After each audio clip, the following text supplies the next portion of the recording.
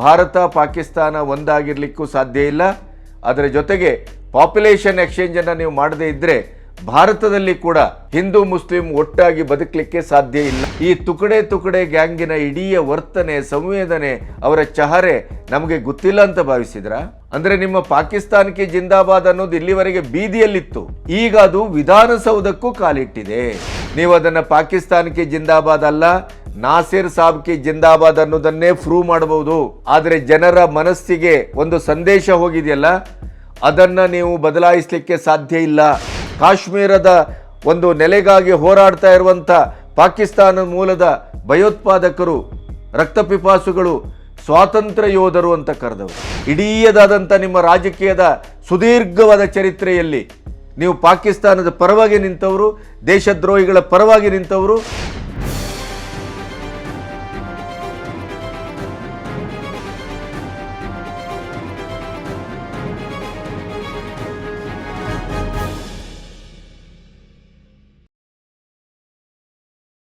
ನಮಸ್ತೆ, B Ganapati news ಚಾನಲ್ಗೆ ಸ್ವಾಗತ.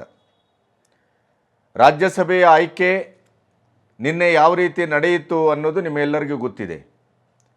ಬಿಜೆಪಿಯಲ್ಲಿ ನಿರೀಕ್ಷೆಯಂತೆ ಎಸ್ ಟಿ ಸೋಮಶೇಖರ್ ಮತ್ತು ಹೆಬ್ಬಾರ್, ಎಸ್ ಟಿ ಸೋಮಶೇಖರ್ ಅಡ್ಡ ಮತದಾನ ಮಾಡಿದರೆ ಹೆಬ್ಬಾರ್ ಗೈರಾಗಿದ್ದಾರೆ. ಬಿಜೆಪಿಯ ವಿರೋಧ ಪಕ್ಷದ ನಾಯಕರ ಅಶೋಕ್ ಅವರ ಪ್ರಕಾರ ಹೆಬ್ಬಾರ್ ಅವರು ಕಳೆದು ಹೋಗಿದ್ದಾರೆ, ಹುಡುಕಬೇಕಾಗಿದೆ. ಈ ಸಂದರ್ಭದಲ್ಲಿ ಒಂದು ರೀತಿಯಲ್ಲಿ ಬಿಜೆಪಿ ಮತ್ತು ಜೆ ಡಿ ಎಸ್ಸಿನ ಈ ಒಟ್ಟಾಗಿ 2024ರ ಎಲೆಕ್ಷನನ್ನು ಎದುರಿಸುವಂಥ ಉಮೇದಿಗೆ ಒಂದು ಸಣ್ಣ ಹಿನ್ನಡೆ ಆಗಿದೆ ಅನ್ನೋದನ್ನು ರಾಜಕೀಯವಾಗಿ ಕಾಂಗ್ರೆಸ್ ಮೂಲದ ವಿಶ್ಲೇಷಣೆ ಮುಂದಾಗ್ತಾ ಇದೆ. ಆದರೆ ಇದು ನಿರೀಕ್ಷಿತ. ಇದು ರಾಜ್ಯಸಭೆಯ ಈ ಕುಪೇಂದರ್ ರೆಡ್ಡಿ ಇವತ್ತೇನು ಸೋತಿದ್ದಾರೆ, ಬಿ ಜೆ ಪಿ ಮತ್ತು ಜೆ ಡಿ ಎಸ್ಸಿನ ಕೊಯ್ಲೇಷನ್ನ ಒಂದು ನೆಲೆಯಲ್ಲಿ ಕೂಡ, ಆದರೆ ಅದು ನಿರೀಕ್ಷಿತ. ಅದಕ್ಕಿಂತ ಮುಖ್ಯವಾದದ್ದು ಬಿ ಜೆ ಪಿಯಲ್ಲಿ ಅಡ್ಡ ಮತದಾನ ಮಾಡದಂಥ, ವಿಪ್ಪನ್ನು ಉಲ್ಲಂಘಿಸಿದಂಥ ಸೋಮಶೇಖರ್ ಮತ್ತು ಹೆಬ್ಬಾರನ್ನು ಉಚ್ಚಾಟಿಸುವ ಮಟ್ಟಕ್ಕೆ ಇವತ್ತು ರಾಜ್ಯಪಾಲರಿಗೆ ದೂರನ್ನು ಕೊಡ್ತೇವೆ ಅನ್ನೋದು ಬಿ ಜೆ ಪಿಯ ಮೂಲ. ಇದರ ಮಧ್ಯೆ ಒಂದು ಆಸ್ಫೋಟಕ ವಿಚಾರ ಏನು ಅಂತಂದರೆ, ಜನದೇಗುಲ, ಪ್ರಜಾತಂತ್ರದ ಒಂದು ದೇಗುಲ ಅಂತಲೇ ಕರೆಯಲ್ಪಡುವ, ಅದು ವಿಧಾನಸೌಧ ಇರ್ಬೋದು ಅಥವಾ ನಮ್ಮ ಇಡೀದಾದಂಥ ರಾಷ್ಟ್ರೀಯ ಮಟ್ಟದ ಸಂಸತ್ ಭವನ ಇರ್ಬೋದು, ಅಲ್ಲಿ ದೇಶದ್ರೋಹಿ ಮತ್ತು ಪಾಕಿಸ್ತಾನದ ಪರ ಒಂದು ಘೋಷಣೆ ಮೊಳಗ್ತದೆ ಅಂತಂದರೆ ಅದಕ್ಕಿಂತ ಒಂದು ಹೀನಾಯವಾದ ರಾಷ್ಟ್ರದ್ರೋಹದ ಕೆಲಸ ಇನ್ನೊಂದಿರಲಿಕ್ಕೆ ಸಾಧ್ಯ ಇಲ್ಲ. ಪ್ರಾಯಶಃ ಇದನ್ನೂ ನಾವು ಪ್ರತಿಭಟಿಸುವುದಿಲ್ಲ, ಇದನ್ನೂ ವಿರೋಧಿಸುವುದಿಲ್ಲ ಅಂತಾದರೆ ನಾವು ಈ ದೇಶಿಕರಾಗಿ ಬದುಕಿದ್ದೇವಾ ಅನ್ನುವ ಪ್ರಶ್ನೆಯನ್ನು ನಾವೇ ಹಾಕ್ಕೋಬೇಕಾಗತ್ತೆ. ಇದು ರಾಜಕೀಯದ ಪ್ರಶ್ನೆ ಅಲ್ಲ, ಇದು Congress, J D S, B J P ಅನ್ನುವ ಪ್ರಶ್ನೆಯೇ ಅಲ್ಲ ಅಂತ. ಯಾರೇ ಆದರೂ ಕೂಡ ಬೀದಿಯಲ್ಲೂ ಪಾಕಿಸ್ತಾನಕ್ಕೆ ಜಿಂದಾಬಾದ್, ಪಾಕಿಸ್ತಾನ್ ಜೈ ಅಂತ ಹೇಳಿದಾಗ ಅದನ್ನೂ ಕೂಡ ಕಾನೂನಿನ ಪ್ರಕಾರ ಅತ್ಯಂತ ಕಠಿಣವಾದ ಶಿಕ್ಷೆಗೆ ಒಳಪಡಿಸತಕ್ಕದ್ದು. ಯಾಕೆಂತಂದರೆ ಈ ದೇಶದಲ್ಲಿ ನಮ್ಮ ಶಾಶ್ವತವಾದಂಥ ವೈರಿ, ನಮ್ಮ ಇಡೀದಾದಂಥ ಸ್ವತಂತ್ರ ಭಾರತದ 75 ವರ್ಷದಲ್ಲಿ ನಮ್ಮನ್ನು ಮಗ್ಗುಲ ಮುಳ್ಳಾಗಿ ಕಾಶ್ಮೀರದ ಮೂಲಕ ಭಯೋತ್ಪಾದಕರನ್ನು ನುಸುಳಿ ಸಂಪೂರ್ಣವಾಗಿ ನಮ್ಮನ್ನು ಧೃತಿಗೆಡಿಸುವ ಮತ್ತು ನಮ್ಮ ಯೋಧರನ್ನು ಬಲಿ ತೆಗೆದುಕೊಂಡಂಥ, ಬೀದಿಗಳಲ್ಲಿ ಬಾಂಬನ್ನು ಸಿಡಿಸಿ ಅಮಾಯಕರನ್ನು ಬಲಿ ಹಾಕದಂಥ ಎಲ್ಲ ರಕ್ತಪಿಪಾಸು ಚರಿತ್ರೆ ಪಾಕಿಸ್ತಾನದ ಮೂಲದ ನೆಲದಲ್ಲಿದೆ. ಪಾಕಿಸ್ತಾನ ಏನು ಮಾಡಿಲ್ಲ ಭಾರತಕ್ಕೆ, ಸಂಸತ್ ಭವನಕ್ಕೇ ದಾಳಿ ಮಾಡುವ ಮಟ್ಟಕ್ಕೆ ಪಾಕಿಸ್ತಾನದ ಭಯೋತ್ಪಾದಕರು ನಮ್ಮನ್ನು ಅಧೀರಗೊಳಿಸಿದರು ಒಂದು ಕಾಲದಲ್ಲಿ. ಈ 5-10 ವರ್ಷಗಳಲ್ಲಿ ಮೋದಿಯವರು ಬಂದ ಮೇಲೆ ಪಾಕಿಸ್ತಾನದ ನಡುಮುರಿಯುವ, ಅವರ ಸಂಪೂರ್ಣವಾಗಿ ಅವರ ಆರ್ಥಿಕ ಚೈತನ್ಯವನ್ನೇ ನಾಶ ಮಾಡುವ ಮೂಲಕ ಪಾಕಿಸ್ತಾನಕ್ಕೆ ಭಿಕ್ಷಾಪಾತ್ರೆಯನ್ನು ಕೊಡ್ತೇನೆ ಅಂತ ಹೇಳಿದ ಘೋಷಣೆಯನ್ನು ಅವರು ಅತ್ಯಂತ ಖಚಿತವಾಗಿ ಈಡೇರಿಸಿದ್ದಾರೆ. ಪಾಕಿಸ್ತಾನ ಈಗ ವಿಶ್ವಮಟ್ಟದಲ್ಲಿ ಒಂದು ಭಿಕ್ಷಾಪಾತ್ರೆಯನ್ನು ಹಿಡಿದು ಹೊರಟಿದೆ. ಇಂಥ ಒಂದು ಪಾಕಿಸ್ತಾನದ ಕ್ರೌರ್ಯ ಭಾರತದ ಮೇಲೆ 1947ರಿಂದ ಅದು ಭಾರತದಿಂದ ಪ್ರತ್ಯೇಕವಾದ ದಿನದಿಂದಲೂ ಆರಂಭ ಆಗಿದೆ. ಇದಕ್ಕಾಗಿಯೇ ಹೇಳಿದ್ದು, ಭಾರತ ಪಾಕಿಸ್ತಾನ ಒಂದಾಗಿರಲಿಕ್ಕೂ ಸಾಧ್ಯ ಇಲ್ಲ, ಅದರ ಜೊತೆಗೆ ಪಾಪ್ಯುಲೇಷನ್ ಎಕ್ಸ್ಚೇಂಜನ್ನು ನೀವು ಮಾಡದೇ ಇದ್ದರೆ ಭಾರತದಲ್ಲಿ ಕೂಡ ಹಿಂದೂ ಮುಸ್ಲಿಂ ಒಟ್ಟಾಗಿ ಬದುಕಲಿಕ್ಕೆ ಸಾಧ್ಯ ಇಲ್ಲ ಅನ್ನೋದನ್ನು ಥಾಟ್ಸ್ ಆಫ್ ಪಾಕಿಸ್ತಾನದ ತನ್ನ ಪುಸ್ತಕದಲ್ಲಿ ಅಂಬೇಡ್ಕರ್ ಅವರು ಭಾಳ ಸ್ಪಷ್ಟವಾಗಿ ಹೇಳಿದ್ದು ಇದೇ ನೆಲೆಯಲ್ಲಿ. ಅದಿವತ್ತು ಸಿದ್ಧಗೊಳ್ತಾ ಇದೆಯಾ ಅನ್ನುವಂಥ ಪ್ರಶ್ನೆ ನಮ್ಮನ್ನು ಕಾಡ್ತಾ ಇದೆ. 75 ವರ್ಷದ ನಂತರವೂ ಕೂಡ ವಿಧಾನಸೌಧದಲ್ಲಿ ನಾಸೀರ್ ಹುಸೇನ್ 2ನೇ ಬಾರಿ ರಾಜ್ಯಸಭೆಗೆ ಆಯ್ಕೆಯಾದಂಥ ಸಂಭ್ರಮಾಚರಣೆಯಲ್ಲಿ ಅವರ ಬೆನ್ನ ಹಿಂದೆನೇ ನಿಂತು ಅವರದೇ ಬೆಂಬಲಿಗರು ಪಾಕಿಸ್ತಾನಕ್ಕೆ ಜಿಂದಾಬಾದ್ ಅಂತ ಹೇಳ್ತಾರೆ ಅಂತ ಆದರೆ ಅದನ್ನು ಕೂಡ ತಾನು ಕೇಳಿಸ್ಕೊಂಡಿಲ್ಲ. ನಾಸೀರ್ ಸಾಬ್ ಜಿಂದಾಬಾದ್ ಅಂತ ಹೇಳಿದ್ದು ಇದು ಮಾಧ್ಯಮದವರು ಮಾರ್ಫ್ ಮಾಡಿದ್ದು ಅನ್ನುವಂಥ ಹೇಳಿಕೆಯನ್ನು ನಾಸೀರ್ ಹುಸೇನ್ ಕೊಡ್ತಾರೆ. ಮಾಧ್ಯಮದ ಕ್ಯಾಮರಾಗಳು ನಾಸೀರ್ ಹುಸೇನ್ ಅವರ ಎದುರುಗಡೆ ಇದೆ. ಪಾಕಿಸ್ತಾನಕ್ಕೆ ಜಿಂದಾಬಾದ್ ಅಂತ ಕರೆದಂಥ ಘೋಷಣೆ ನಾಸೀರ್ ಹುಸೇನ್ ಅವರ ಬೆನ್ನಿನಿಂದ ಬಂದಿದೆ. ಅತ್ಯಂತ ಸ್ಪಷ್ಟವಾಗಿ ನಮಗೆ ಕೇಳಿಸ್ತಾ ಇದೆ, ನೀವು ಅದನ್ನು ನೋಡ್ಬೋದು.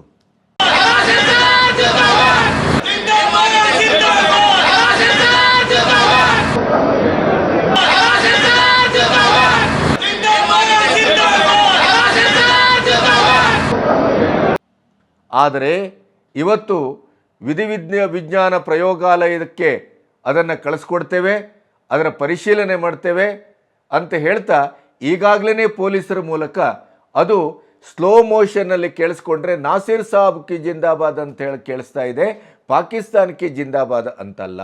ಏನು ನಮ್ಮ ಕಿವಿ ಮೇಲೆ ಹೂವಿಡ್ತೀರಾ? ಏನು ನಮ್ಮ ಕಿವಿಗಳು ಸರಿ ಇಲ್ವಾ? ನಮ್ಮ ಇಂದ್ರಿಯಗಳು ಸರಿ ಇಲ್ವಾ? ಒಂದು ಕಾಲ ಇತ್ತು, ಪತ್ರಿಕೆಯವರು ನಾವು ಹೇಳಿದ ಮಾತನ್ನು ತಿರ್ಚಿದ್ದಾರೆ. ಯಾಕೆಂತಂದರೆ ಆವಾಗ ಆಡಿಯೋ ವಿಡಿಯೋ ರೆಕಾರ್ಡ್ ಇರಲಿಲ್ವಲ್ಲ. ಈಗಲೂ ಅಂಥ ಉದ್ದಟತನವನ್ನು ಮಾಡ್ತೀರಿ. ಮತ್ತು ಇದಕ್ಕಿಂತ ಮುಖ್ಯವಾದಂಥ ವಿಚಾರ ಏನು ಅಂದರೆ, ಈಗಾಗಲೇ BJPಯವರು JDSನವರು ಅದನ್ನು ತಥಾಕಚಿತವಾಗಿ ಪ್ರತಿಭಟಿಸಿದ್ದಾರೆ. ವಿಧಾನಸೌಧದ ಪೊಲೀಸ್ ಠಾಣೆ ಎದುರು ಹೋಗಿ ಧರಣಿಯನ್ನು ಕೂತಿದ್ದಾರೆ. ಪೊಲೀಸ್ ಠಾಣೆಯಲ್ಲಿ ದೂರನ್ನು ದಾಖಲಿಸಿದ್ದಾರೆ. ಅದಕ್ಕೆ ಈಗಾಗಲೇ 3 ಪ್ರತ್ಯೇಕ ಪೊಲೀಸ್ ತಂಡದ ರಚನೆ ಆಗಿದೆ. ಆದರೆ ಎಂಥ ಒಂದು ದುರಂತ ಅಂದರೆ, ಈ ಘಟನೆ ನಡೆದು ಅದನ್ನು ಕನ್ನಡದ ಚಾನಲ್ 1ರ ಬಾತ್ಮೀದಾರರು, ವರದಿಗಾರರು ಅವರಲ್ಲಿ ನಾಸೀರ್ ಹುಸೇನ್ ಅವರಿಗೆ ಕೇಳ್ತಾರೆ. ನೀವು ಅದನ್ನು ಈ ದೃಶ್ಯವನ್ನು ನೋಡ್ಬೋದು.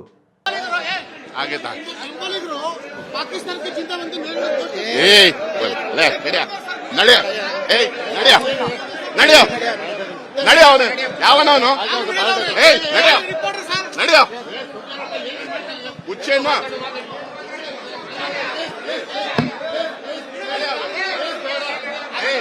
ನಡೆಯ ಹುಚ್ಚತರ ಏನು.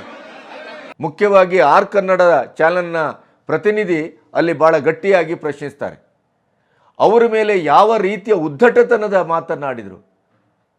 ಹೋಗ್ರಿ ಆಚೆ, ಒದ್ದೋಡಿಸಿರಿ ಅವರನ್ನು, ಯಾರ್ರೀ ನೀವು ಅನ್ನುವಂಥ ಒಂದು ಮಾತನ್ನು ನಾಸೀರ್ ಹುಸೇನ್ ಆಡ್ತಾರೆ ಅಂತ ಆದರೆ ಅವರೊಳಗೆ ಒಂದು ಗಿಲ್ಟ್ ಇದೆ ಅಂತ ಅರ್ಥ ಅಲ್ವಾ? ಅಂದರೆ ನಾಸೀರ್ ಹುಸೇನ್ ಅವರ ಹಿಂದಿನಿಂದ ಬಂದಂಥ ಪಾಕಿಸ್ತಾನಕ್ಕೆ ಜಿಂದಾಬಾದ್ ಅನ್ನೋದು ನಮಗೆ ಕೇಳಿಸ್ತಾ ಇದೆ, ಭಾಳ ಸ್ಪಷ್ಟವಾಗಿ ಕೇಳಿಸ್ತಾ ಇದೆ. ಅದು ಅವ್ರ ಕಿವಿ ಕೇಳಿಸಿಲ್ವಂತೆ.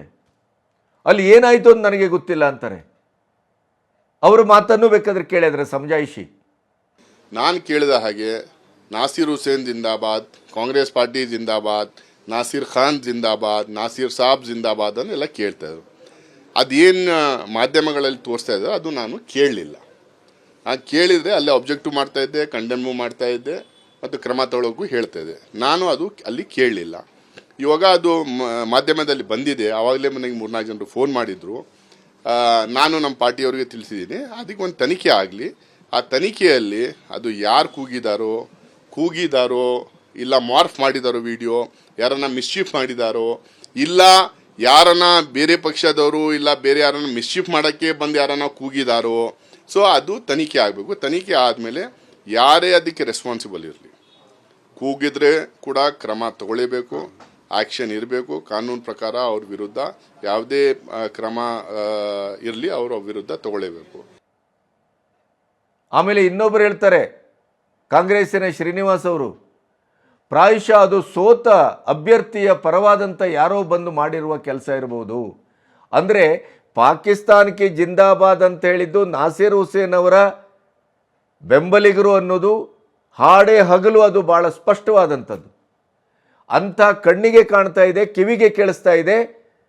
ಅಂಥದ್ದನ್ನು ಕಾಂಗ್ರೆಸ್ಸಿಗರು ಏನು ಹೇಳ್ತಾರೆ, BJPಯಿಂದಲೇ ಬಂದು ಯಾರೋ ಮಾಡಿರಬೇಕು.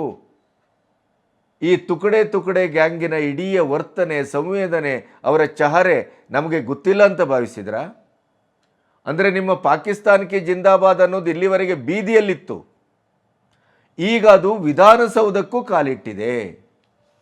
2024ರ ಚುನಾವಣೆಯ ಹೊತ್ತಿನಲ್ಲಿ ನಿಮ್ಮ ಒಟ್ಟು ಮನೋಸ್ಥಿತಿ ಏನು ಅನ್ನೋದನ್ನು ನಾವು ಅರ್ಥ ಮಾಡ್ಕೋಬೇಕು. ನೀವಿದನ್ನು ಈಗ ಪೊಲೀಸ್ ಇಲಾಖೆ ನಿಮ್ಮದಿದೆ, ಅಧಿಕಾರಸ್ಥರು ನೀವೇ ಆಗಿದ್ದೀರಿ, ರಾಜ್ಯ ಸರ್ಕಾರ ನಿಮ್ಮದು. ನೀವು ಇದನ್ನು ಖಂಡಿತವಾಗಿಯೂ ಈಗ ವಿಧಿವಿಜ್ಞಾನ ಪ್ರಯೋಗಾಲಯದ ನೆಲೆಯಲ್ಲಿ ಅದು ನಾಸೀರ್ ಹುಸೇನ್ ಸಾಬ್ ಕಿ ಜಿಂದಾಬಾದ್ ಅನ್ನೋದನ್ನೇ ನೀವು ಪ್ರೂವ್ ಮಾಡ್ತೀರಿ. ಅದರ ಬಗ್ಗೆ ಯಾವುದೇ ಸಂದೇಹ ಇಲ್ಲ. ಯಾಕೆಂತಂದರೆ ಇದು ರಾಜಕೀಯದ ಅಖಾಡ ಅಲ್ಲವೇ ಅಲ್ಲ. ಇದು ದೇಶ ಪ್ರೇಮದ ಮತ್ತು ದೇಶದ್ರೋಹದ ಪ್ರಶ್ನೆ. ಯಾರೇ ಇವತ್ತು ಪಾಕಿಸ್ತಾನಕ್ಕೆ ಜಿಂದಾಬಾದ್ ಅನ್ನೋದನ್ನು ಬೀದಿಯಲ್ಲಿ ಹೇಳಿ, ವಿಧಾನಸೌಧದಲ್ಲಿ ಹೇಳಿ, ಅದು ಅತ್ಯಂತ ಅಪರಾಧ, ಕಠಿಣವಾದ ಶಿಕ್ಷೆಗೆ ಒಳಪಡಿಸಬೇಕಾದಂಥ ಅಪರಾಧ. ಅದರ ಜೊತೆಗೆ ಆ ಅಪರಾಧದ ಉತ್ತರದಾಯಿತ್ವವನ್ನು ನಾಸೀರ್ ಹುಸೇನ್ ಮತ್ತು ಕಾಂಗ್ರೆಸ್ ವಹಿಸಿಕೊಳ್ಳತಕ್ಕದ್ದು. 2ನೇ ಬಾರಿ ಆಯ್ಕೆ ಆಗಿದ್ದೇವೆ ಅನ್ನೋ ಕಾರಣಕ್ಕಾಗಿ ಇಷ್ಟು ದುಷ್ಟ ದುರಹಂಕಾರವ ಮಾಧ್ಯಮದ ಮೇಲೆ ಅವಾಚ್ಯ ಶಬ್ದಗಳಿಂದ ಎರಗುವಷ್ಟು ಏನು ನಿಮ್ಮ ತುತ್ತಿನ ಆಳ ಮಾಧ್ಯಮದವರು? ನೀವು ಹೇಳಿದ್ದೆಲ್ಲ ಕೇಳ್ಕೊಂಡು ಪ್ರಸಾರ ಮಾಡಲಿಕ್ಕೆ ನೀವೇನು ಸಂಬಳ ಕೊಟ್ಟು ಕೂರಿಸಿದ್ದೀರ ಅವರನ್ನು? ಯಾವ್ಯಾವ ಸಂಸ್ಥೆಗಳು ಅವರನ್ನು ಸಂಬಳ ಕೊಡ್ತಾವೋ ಅದಕ್ಕೆ ಅತ್ಯಂತ ನಿಷ್ಠೆಯಿಂದ ಕಷ್ಟಪಟ್ಟು ನಿಮ್ಮೆಲ್ಲರ ಗಲೀಜಾದಂಥ ನೀವು ಹೇಳಿದಂಥ ಉಗುಳನ್ನು ಕೇಳಿಕೊಂಡು ಇಲ್ಲಿ ಬಂದು ನಾವು ವರದಿ ಮಾಡಬೇಕಾದಂಥ ದುರಂತ. ಅದರಲ್ಲಿ ಬೇರೆ ನಿಮ್ಮ ಉದ್ದಟತನ. ನೀವು ಹೇಳಿದ್ದನ್ನೆಲ್ಲ ಕೇಳಿಸ್ಕೋಬೇಕು. ಮಾಧ್ಯಮದವರು ಅಂದರೆ ಏನಂತ ಭಾವಿಸಿದ್ದೀರಿ? ಕಾಂಗ್ರೆಸ್ಸಿಗರು ನಿಮ್ಮ ಮನಸ್ಥಿತಿ ಏನು ಅನ್ನೋದನ್ನು ಜನ ಅರ್ಥ ಮಾಡ್ಕೊಳ್ತಾರೆ. ಕಾನೂನು ಪ್ರಕಾರ ನೀವು ಅದನ್ನು ಇವತ್ತು ಸುಳ್ಳು ಮಾಡಬಹುದು. ಪಾಕಿಸ್ತಾನಕ್ಕೆ ಜಿಂದಾಬಾದ್ ಅನ್ನೋದು ನಾಸೀರ್ ಸಾಬ್ಗೆ ಜಿಂದಾಬಾದ್ ಅನ್ನುವಂಥ ವಾಕ್ಯ ಆಗಲಿಕ್ಕೆ ಸಾಧ್ಯವೇ ಇಲ್ಲ. ಒಮ್ಮೆ ನೀವು ಸೌಜನ್ಯದಿಂದ ನಿಜವಾದ ದೇಶಪ್ರೇಮಿಗಳೇ ಹೌದಾಗಿದ್ದರೆ, ತುಕಡೆ ಗ್ಯಾಂಗಿನ ಸದಸ್ಯರು ನೀವು ಅಲ್ಲ ಅನ್ನೋದೇ ಆಗಿದ್ದರೆ ನೀವೇನು ಮಾಡ್ತಿದ್ರಿ? ಹೌದಾ, ಅಂಥದ್ದೊಂದು ಕೇಳಿಸ್ತಾ ಈ ಮಾಬಲ್ಲಿ ಇಂಥ ಒಂದು ಗಲಾಟೆಯಲ್ಲಿ ನನ್ನ ಕಿವಿಗೆ ಬಿದ್ದಿಲ್ಲ. ಆದರೆ ಇದು ಅಕ್ಷಮ್ಯ, ಇದು ಅಪರಾಧ. ಕಾಂಗ್ರೆಸ್ಸು BJP JDS ಅಂತಲೇ ಅಲ್ಲವೇ ಅಲ್ಲ, ಅದು ಜನದೇಗುಲ. ಇದು ಈ ದೇಗುಲದಲ್ಲೇ ಇಂಥ ಒಂದು ದೇಶದ್ರೋಹದ ಘೋಷಣೆ ಮೊಳಗ್ತದೆ ಅಂತಾದರೆ ಅದು ಯಾರೇ ಆದರೂ ನಾನೇ ಪೊಲೀಸರಿಗೆ ಹಿಡ್ಕೊಡ್ತೇನೆ ಅನ್ನುವಂಥ ಮಾತನ್ನು ಆಡ್ಬೋದಿತ್ತಲ್ಲ ನೀವು. ನಿಮ್ಮ ಬೆನ್ನಿಂದೆ ಕೇಳಿದ ಘೋಷಣೆ ಅದು ನಿಮ್ಮ ಈಚೆ ಬಂದು ರೆಕಾರ್ಡ್ ಆಗಿ ಮಾಧ್ಯಮದ ಮೂಲಕ ನಮಗೆ ಕೇಳಿಸ್ತಾ ಇದೆ ಅಂತಾದರೆ ನಿಮ್ಮ ಕಿವಿ ಏನು ಹೊಟ್ಟೋಗಿದೆಯಾ? ಏನು ನಿಮ್ಮ ಕಿವಿ ರಿಪೇರಿ ಮಾಡಿಸ್ಕೋಬೇಕಾ? ಅದಕ್ಕೆ ನೀವು ಉದ್ದಟತನದ ಪ್ರದರ್ಶನ ಬೇರೆ. ಹಾಗಾದರೆ ನಿಮಗೆ ಗಿಲ್ಟ್ ಇಲ್ಲದೆ ಇದ್ದರೆ, ನಿಮಗೆ ಗೊಂದಲ ಇಲ್ಲದೆ ಇದ್ದರೆ, ನೀವು ಆ ಕ್ಷಣದಲ್ಲೇ ಒಂದು ರೀತಿಯ ಹತಾಶರಾಗಿ ಆ ರೀತಿಯನ್ನು ವರ್ತನೆ ನೀವು ಮಾಡದೇ ಇದ್ದಿದ್ದರೆ ನಾವು ನಿಮ್ಮ ಮಾತನ್ನು ನಂಬಬಹುದಿತ್ತು. ಆದರೆ ನೀವೇನು ಮಾಡಿದ್ರಿ? ಎಷ್ಟು ಅವಾಚ್ಯವಾಗಿ, ಎಷ್ಟು ಹೇಸಿಗೆಯಾಗಿ ವರ್ತಿಸಿದರೆ ನಿನ್ನೆ ಮಾಧ್ಯಮದ ಎದುರು. ನಿಮ್ಮ ವರ್ತನೆಯೇ ತೋರಿಸ್ತಾ ಇದೆ ನಿಮ್ಮೊಳಗೆ ಗಿಲ್ಟ್ ಇದೆ. ನಿಮ್ಮ ವರ್ತನೆಯೇ ತೋರಿಸ್ತಾ ಇದೆ ನಿಮ್ಮ ಕಿವಿಗೂ ಪಾಕಿಸ್ತಾನಕ್ಕೆ ಜಿಂದಾಬಾದ್ ಅನ್ನುವ ಘೋಷಣೆ ಬಿದ್ದಿದೆ. ನಮಗೆ ಕೇಳಿಸುವ ಘೋಷಣೆ ನಿಮಗೆ ಹೇಗೆ ಕೇಳಿಸುವುದಿಲ್ಲ? ಅದರ ಜೊತೆಗೆ ಕಾಂಗ್ರೆಸ್ಸಿಗರು ರಾಜಕೀಯಕ್ಕಾಗಿ, ವೋಟ್ ಬ್ಯಾಂಕಿನ ರಾಜಕೀಯಕ್ಕಾಗಿ, ಏನಕ್ಕೇನ ಗೆಲುವಿಗಾಗಿ ಏನು ಬೇಕಾದರೂ ಮಾಡ್ತಾರೆ ಅನ್ನೋದಕ್ಕೆ ನಿನ್ನೆ 4 ಜನ ಇನ್ಕ್ಲೂಡಿಂಗ್ ಪರಮೇಶ್ವರ್ ಬಂಧಿಸ್ತೇವೆ, ಕಠಿಣ ಕ್ರಮ ತೆಗೆದುಕೊಳ್ತೇವೆ, ಆದರೆ ಅದನ್ನು ಪರಿಶೀಲಿಸ್ತೇವೆ. ಏನು ಮಣ್ಣಂಗಟ್ಟಿ ಪರಿಶೀಲಿಸೋದು? ಹೂಬು ಹಾಡೆ ಹಗಲು ಅಲ್ಲಿ ಕಣ್ಣಿಗೆ ರಾಚುವಾಗಿ ಪಾಕಿಸ್ತಾನಕ್ಕೆ ಜಿಂದಾಬಾದ್ ಅನ್ನುವ ಘೋಷಣೆ ಕೇಳ್ತಾ ಇದೆ.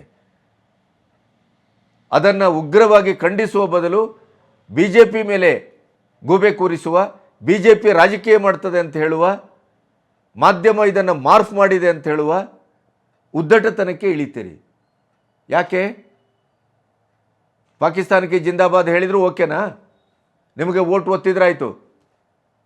ಒಂದನ್ನು ನೆನಪಿಡಿ, ಈ ಘಟನೆ ನೀವು ಯಾವುದೇ ರೀತಿಯ ತನಿಖೆಯಲ್ಲೂ ಅದನ್ನು ಇವತ್ತು ಟುಸ್ಪಟಾಕಿ ಮಾಡಬಹುದು. ನೀವು ಅದನ್ನು ಪಾಕಿಸ್ತಾನಕ್ಕೆ ಜಿಂದಾಬಾದ್ ಅಲ್ಲ, ನಾಸಿರ್ ಸಾಬ್ಗೆ ಜಿಂದಾಬಾದ್ ಅನ್ನೋದನ್ನೇ ಪ್ರೂವ್ ಮಾಡಬಹುದು. ಆದರೆ ಜನರ ಮನಸ್ಸಿಗೆ ಒಂದು ಸಂದೇಶ ಹೋಗಿದೆಯಲ್ಲ, ಅದನ್ನು ನೀವು ಬದಲಾಯಿಸಲಿಕ್ಕೆ ಸಾಧ್ಯ ಇಲ್ಲ. ಬೆಕ್ಕು ಕಣ್ಮುಚ್ಚಿ ಹಾಲು ಕುಡಿದರೆ ದೇಶಕ್ಕೆ ಎಲ್ಲೂ ಗೊತ್ತಾಗುವುದಿಲ್ವಾ ಅನ್ನುವಂಥ ಒಂದು ಗಾದೆ ಇದೆಯಲ್ಲ, ಅದೇ ರೀತಿ ನಿಮ್ಮ ಒಳಗಿನ ಮನಸ್ಸು ಇಂಟ್ಯೂಷನಲ್ಲಿ ಆತ್ಮಪೂರ್ವಕವಾಗಿ ನೀವು ಈ ದೇಶದ ಪರವಾಗಿದ್ದೀರೋ ಪಾಕಿಸ್ತಾನದ ಪರವಾಗಿದ್ದೀರೋ ಅನ್ನೋದು ಅಲ್ಲಿ ಸ್ಪಷ್ಟ ಆಗಿದೆ. ವಿಧಾನಸೌಧದ ಒಳಗಡೆ ನಾಸಿರ್ ಹುಸೇನ್ ಅವರ ಬೆಂಬಲಿಗರು ಪಾಕಿಸ್ತಾನಕ್ಕೆ ಜಿಂದಾಬಾದ್ ಅಂತ ಕರೆತಾರೆ ಅಂತ ಆದರೆ ಇವರು ದೇಶದ್ರೋಹಿಗಳು ಅನ್ನೋದರ ಬಗ್ಗೆ ಯಾವುದೇ ಸಂದೇಹ ಬೇಡ. ನಾಸಿರ್ ಹುಸೇನ್ ಅವರ ಮೇಲೇ ಕೇಸ್ ಹಾಕಬೇಕು ಅಂತ ಹೇಳುವ ನಾನು. ಯಾಕೆಂತಂದ್ರೆ ಅದನ್ನು ಸಮರ್ಥನೆ ಮಾಡುವ ರೀತಿಯಲ್ಲಿ ಮುಂದಾಗ್ತಾ ಇದ್ದಾರೆ ಅವರು. ಅದನ್ನು ಡೈವರ್ಟ್ ಮಾಡುವ ರೀತಿಯಲ್ಲಿ ಮುಂದಾಗ್ತಾ ಇದ್ದಾರೆ. ಅಧಿಕಾರ ದಂಡದಿಂದ ಅದನ್ನು ಹಶಪ್ ಮಾಡುವ ರೀತಿಯಲ್ಲಿ ಮುಂದಾಗ್ತಾ ಇದ್ದಾರೆ. ರಾಜ್ಯ ಸರ್ಕಾರ ಕೂಡ ಗೃಹ ಇಲಾಖೆಯನ್ನು ಬಳಸಿಕೊಂಡು ಇವತ್ತು ಆ ಪ್ರಕರಣವನ್ನು ಸಂಪೂರ್ಣವಾಗಿ ಅದನ್ನು ತಿರುಚುವ ಹಂತಕ್ಕೆ ಮುಂದಾಗ್ತಾ ಇದೆ. ಒಬ್ಬನೇ ಒಬ್ಬ ಕಾಂಗ್ರೆಸ್ಸಿಗನು ಅದನ್ನು ಸ್ಪಷ್ಟವಾಗಿ ನೇರವಾಗಿ ಖಂಡಿಸುವ ಕೆಲಸವನ್ನು ಮಾಡಿಲ್ಲ, ಅಲ್ಲಿಯೂ ರಾಜಕೀಯವನ್ನು ಮಾಡುವಂಥ ಕೆಲಸವನ್ನು ಮಾಡಿದ್ದಾರೆ. BJPಯ ಮೇಲೆ ಗೂಬೆ ಕೂರಿಸುವ ಕೆಲಸವನ್ನು ಮಾಡಿದ್ದಾರೆ. ಯಾರೋ ಅನಾಮಿಕರು ಬಂದು ಕೂಗಿರಬಹುದು, ಅದು ಕಾಂಗ್ರೆಸ್ಸಿಗೆ ಮುಜುಗರವನ್ನು ಉಂಟು ಮಾಡಲಿಕ್ಕೆ ಒಂದು ಷಡ್ಯಂತ್ರ ಅನ್ನುವ ರೀತಿಯಲ್ಲಿ ಮಾತಾಡ್ತಾರೆ. ಅದೇ ಒಂದು ಮೊನ್ನೆ ಸಂಡೇ ನಡೆದಂಥ ನಿಮ್ಮ ಸಂವಿಧಾನ ಮತ್ತು ರಾಷ್ಟ್ರೀಯ ಐಕ್ಯತಾ ಸಮಾವೇಶಕ್ಕೆ ನಿತಾಶಾ ಕೌಲನ್ನು ಕರೆಸಿದ್ರಿ. ಅವಳು ಯಾರು? ಕಾಶ್ಮೀರ ಭಾರತದ ಅವಿಭಾಜ್ಯ ಅಂಗವೇ ಅಲ್ಲ. ಕಾಶ್ಮೀರದ ಒಂದು ನೆಲೆಗಾಗಿ ಹೋರಾಡ್ತಾ ಇರುವಂಥ ಪಾಕಿಸ್ತಾನ ಮೂಲದ ಭಯೋತ್ಪಾದಕರು, ರಕ್ತಪಿಪಾಸುಗಳು, ಸ್ವಾತಂತ್ರ್ಯ ಯೋಧರು ಅಂತ ಕರೆದವರು. ಅವಳ ಭಾಷಣ, ಅವಳ ಕವಿತ್ವ, ಅವಳ ಬರಹ ಎಲ್ಲದರಲ್ಲೂ ಇಡೀ ಭಾರತದ, ಅಖಂಡ ಭಾರತದ ವಿರೋಧಿಯಾಗಿ ಭಾರತದ ವಿಭಜನೆಗೆ ಮೂಲವಾಗುವಂಥ ಮಾತುಗಳನ್ನು ಆಡಿದಂಥ ದೇಶದ್ರೋಹಿಯನ್ನು, ಹಿಂದೂ ದ್ರೋಹಿಯನ್ನು, ಸನಾತನ ಧರ್ಮದ ದ್ರೋಹಿಯನ್ನು ಕೇವಲ ಮೋದಿಯವರಿಗೆ ಬೈತಾಳೆ ಅನ್ನುವ ಕಾರಣಕ್ಕಾಗಿ ಪಾಕಿಸ್ತಾನ ಮತ್ತು ಪಾಕಿಸ್ತಾನದ ಒಟ್ಟು ನಿಲುವು ಮತ್ತು ಭಯೋತ್ಪಾದಕತೆಯ ಪರವಾಗಿ ಮಾತಾಡುವಂಥ ಈ ನಿತಾಶಾ ಕೌಲನ್ನು ನೀವು ಕರೆಸಿ ಪ್ರಧಾನ ಭಾಷಣಕಾರರಾಗಿ ಕರ್ನಾಟಕದ ಗೆಸ್ಟ್ ಅತಿಥಿ ಅಂತ ನೀವು ಬೇರೆ ಹೇಳ್ಕೊಳ್ತೀರಿ. ಹಾಗಾದರೆ ನಿಮ್ಮ ಒಟ್ಟು ಮನಸ್ಥಿತಿ ಏನು? ಇದನ್ನೆಲ್ಲ ಜಾಯಿನ್ ಮಾಡ್ತಾ ಹೋಗೋಣ. ಬಾಂಗ್ಲಾ ನುಸುಳುಕೋರರ ಪರವಾಗಿರ್ತೀರಿ, ಮೋದಿಯವರ ವಿರೋಧಿಗಳು ಯಾರ್ಯಾರಿದ್ದಾರೋ ಅವರೆಲ್ಲ ನಿಮಗೆ ಬೇಕು.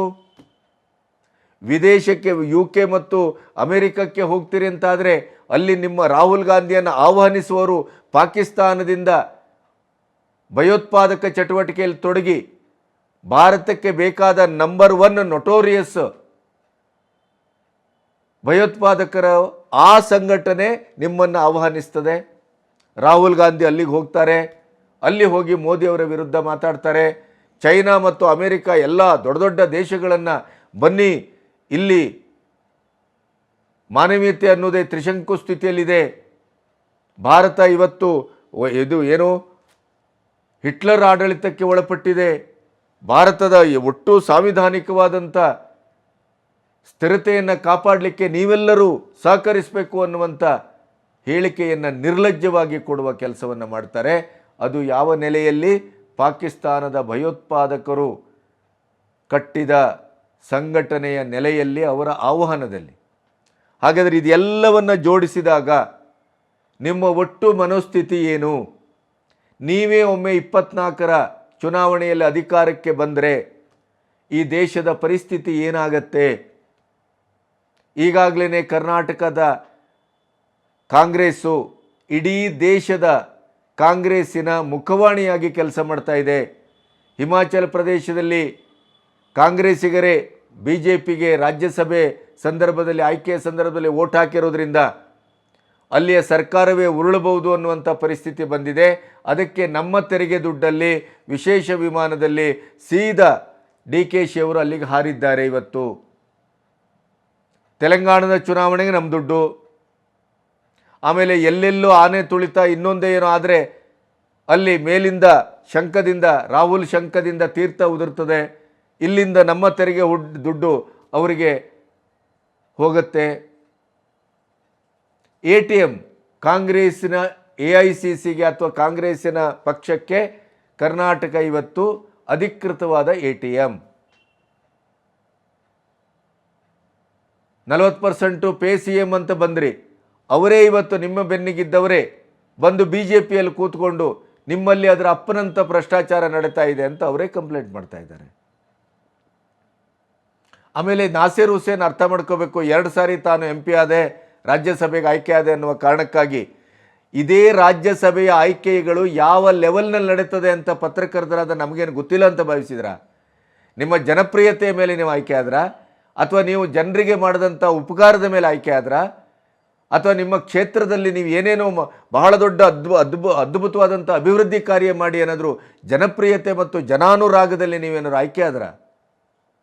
ಹಣಬಲ, ತೋಳುಬಲ, ಆಮೇಲೆ ಕಾಂಗ್ರೆಸ್ಸಿನ ಹೈಕಮಾಂಡಿನ ಬೂಟು ನೆಕ್ಕುವ ನಿರ್ಲಜ್ಜತೆಯ ಚಾಕರಿ ಮಾಡಿಕೊಂಡು ನೀವು ರಾಜ್ಯಸಭೆಯ ಸದಸ್ಯತ್ವವನ್ನು ಪಡ್ಕೊಳ್ತಿದ್ದೀರಿ. ನಮಗೇನು ಗೊತ್ತಿಲ್ಲ ಅಂತ ಭಾವಿಸಬೇಡಿ.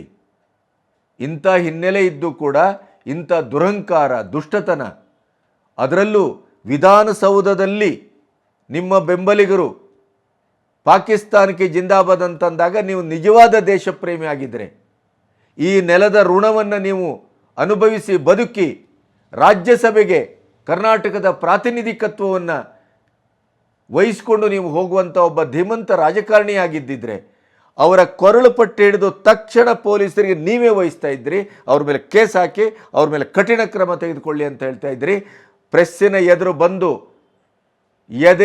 ಎದೆ ಕೊಟ್ಟು ನೀವು ಹೇಳ್ತಿದ್ರಿ, ನೋಡಿ ಇವರು ದೇಶದ್ರೋಹಿ ಕೆಲಸವನ್ನು ಮಾಡಿದ್ದಾರೆ, ಅವರ ನನ್ನ ಬೆಂಬಲಿಗರು ಅಲ್ಲ, ಯಾರೂ ಅಲ್ಲ, ಅವರು ಇವತ್ತು ದೇಶದ್ರೋಹಿಗಳು ಅಷ್ಟೇ, ಅವರನ್ನು ಪೊಲೀಸರಿಗೆ ಹಿಡ್ಕೊಟ್ಟಿದ್ದೇನೆ ಅನ್ನುವಂಥ ಮಾತನಾಡ್ತಿದ್ರಿ.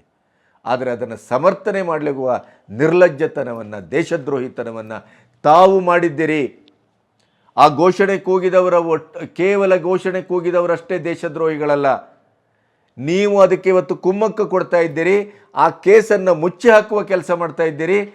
ಮಾಧ್ಯಮದ ಮೇಲೆ ಮಾರ್ಫ್ ಮಾಡ್ತೀರಿ. ಹೇಗೆ ಅದು ಮಾರ್ಫ್ ಮಾಡ್ತಾರೆ? ಲೈವ್, ಅದು ಅಲ್ಲಿ ನಡೆದ ಘಟನೆಯಲ್ಲಿ ಅಲ್ಲಿಂದನೇ ಲೈವ್ ಮಾಡಿ ತೋರಿಸ್ತಾ ಇದ್ದಾರೆ. ಮಾರ್ಫ್ ಹೇಗೆ ಮಾಡ್ತಾರೆ? ಅದೇನು ಸ್ಪೆಷಲ್ ಬುಲೆಟಿನ್ನಲ್ಲಿ ಬಂದದ್ದ ಅಥವಾ ರೆಕಾರ್ಡೆಡ್ ಪ್ರೋಗ್ರಾಮ್? ಅದು ಏನಂತ ಭಾವಿಸಿದಿರಿ? ಏನು ಬೇಕಾದರೂ ಮಾಡಿಬಿಡ್ಬೋದು ಅಂತಲ್ಲ. 75 ವರ್ಷದಲ್ಲಿ ನೀವು ಏನೆಲ್ಲ ಮಾಡ್ಕೊಂಡು ಬಂದ್ರಿ ನೋಡಿದ್ದೇವೆ ನಾವು. ಮಣಿಶಂಕರ್ ಅಯ್ಯರ್ ಅಂತವರು ಪಾಕಿಸ್ತಾನಕ್ಕೆ ಹೋಗಿ ಮೋದಿಯವರನ್ನು ಮುಗಿಸುವ ಪಂಥಾವನವನ್ನು ಕೊಟ್ಟು ಬರ್ತಾರೆ. ಇಡೀದಾದಂಥ ನಿಮ್ಮ ರಾಜಕೀಯದ ಸುದೀರ್ಘವಾದ ಚರಿತ್ರೆಯಲ್ಲಿ ನೀವು ಪಾಕಿಸ್ತಾನದ ಪರವಾಗಿ ನಿಂತವರು, ದೇಶದ್ರೋಹಿಗಳ ಪರವಾಗಿ ನಿಂತವರು. 26/11 ತಾಜ್ ಹೋಟೆಲಿನ ಘಟನೆಯ ವಿವರಗಳನ್ನು ಇಂಟೆಲಿಜೆನ್ಸ್ ಡಿಪಾರ್ಟ್ಮೆಂಟಲ್ಲಿ ನಿಮ್ಮ ಸರ್ಕಾರದಲ್ಲೇ ಇದ್ದಂಥವರು ಆತ್ಮಚರಿತ್ರೆಯಲ್ಲಿ ಬರೆದಿದ್ದಾರೆ. ಅವತ್ತು ಹೇಗೆ ಕಸಬ್ ಅನ್ನೋನು 3 ದಿನದ ಹಿಂದೆ ಬಂದೋಗಿದ್ದಾನೆ, ರಾಜರೋಷವಾಗಿ ತಿರುಗಾಡಿದ್ದಾನೆ. ಅವತ್ತಿನ ಘಟನೆ ದಿನ ದೆಹಲಿಯ ಆಫೀಸನ್ನು ಸಂಪೂರ್ಣವಾಗಿ ಖಾಲಿ ಮಾಡಲಾಗಿತ್ತು. ಒಂದು ಫೋನ್ ರಿಸೀವ್ ಮಾಡಲಿಕ್ಕೆ ಒಂದು ಜನವನ್ನು ಅಲ್ಲಿ ಇಟ್ಟಿರಲಿಲ್ಲ. ತನ್ನನ್ನು ಕೂಡ ಯಾವುದೇ ಕೇಸ್ ಇಲ್ಲದೆ ಇದ್ದರೂ ಮದ್ರಾಸಿಗೆ ಕಳಿಸಲಾಗಿತ್ತು ಅನ್ನೋದನ್ನು ಇಡೀ ವಿವರಗಳನ್ನು ಕೊಟ್ಟಿದ್ದಾರೆ. ಗೊತ್ತಿಲ್ಲ ಅಂತ ಭಾವಿಸಿದ್ರಿ? ದಾವೂದ್ ಇಬ್ರಾಹಿಂನೊಟ್ಟಿಗೆ ನಿಮ್ಮ ಕೈ ಜೋಡಣೆ ನಮಗೆ ಗೊತ್ತಿಲ್ಲ ಅಂತ ಭಾವಿಸಿದ್ರ?